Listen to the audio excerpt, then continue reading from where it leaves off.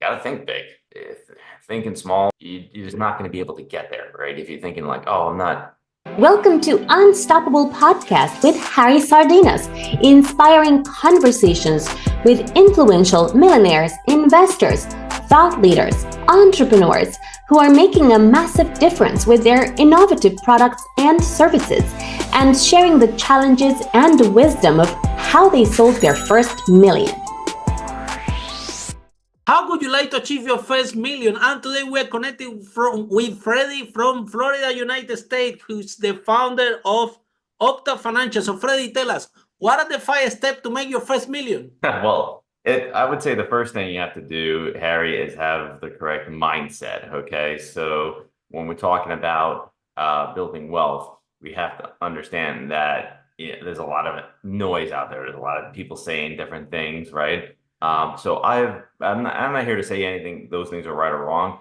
What I'm saying is some of those things that people are saying are checkers, and some of those things are chess. So if you want to be a checkers player and be a darn good checkers player, just don't expect to be able to build the kind of wealth that a chess player can achieve with the mindset of a chess player, right? And so I would say the mindset is the biggest thing, and first and foremost, because without it, you're not going to be able to take the next steps here, which is to actually do something, take action. No one's going to just walk up to you and hand you wealth. You have to build it. Doing things small is okay, right? It's okay to just start out small, to learn. And that brings me to number three is make some mistakes. That is okay too. If you're not making mistakes, you're not doing enough, right? Like when I'm talking to my team of advisors, I'm like, what are the problems?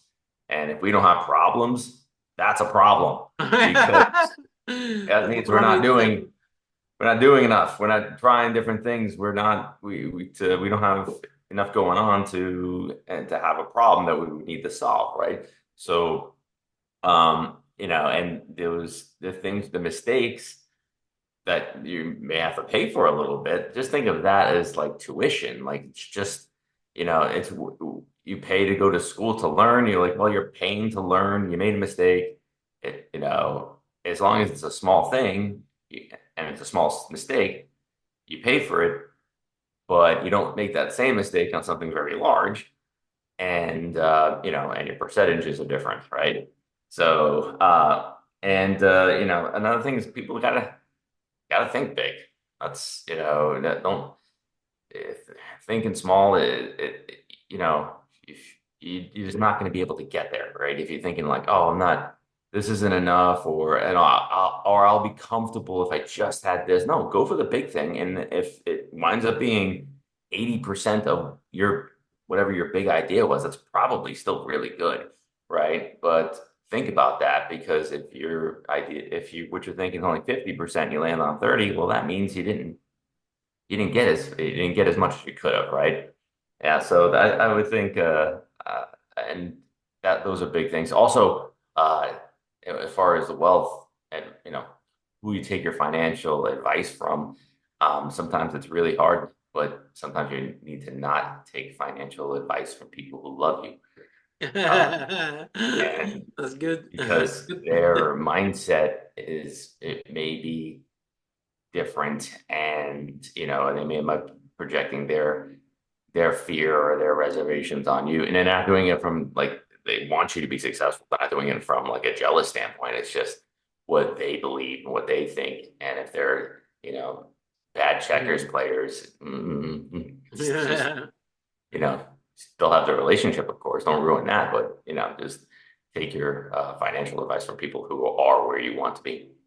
Absolutely. Follow us for more interviews with world's most influential, audacious entrepreneurs that overcame challenges and adversity, providing you with the blueprint of how they sold their first million so you can grow your business exponentially.